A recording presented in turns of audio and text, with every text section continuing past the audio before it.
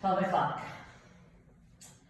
The back of the pelvis, if you visualize a clock on it, 12 o'clock is like the navel, 6 o'clock is going to be the pubic bone, which is actually the tailbone, and then either side of the hips are 3 and 9.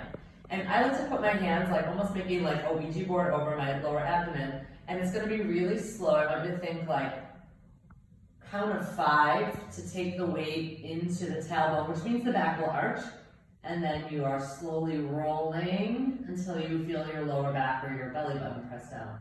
And it's super duper duper slow. And I want you to check in and see if you're like clenching with the legs anywhere, and we're trying to just move the hips. About 8 of those in that direction. Now we're going to go side to side where you're tipping the right hip down. The knees will respond, but try not to drive from the legs and then to the other. So this is moving in that 3 and 9. And I, again, like to put my hands here because if you almost visualize you're like gently rolling a ball across the ground, it does make it a little bit more fluid. So it should feel less like clunk, clunk, clunk, and more like you're rolling. And then we move in the clock, so 12 to 3 to 6 to 9. And at first it'll be like hitting each point, but then I want you to see if you can really roll so slowly. Not letting the legs drive, check in with any clenching, and the other side. About 8 in each direction, and then you can just land.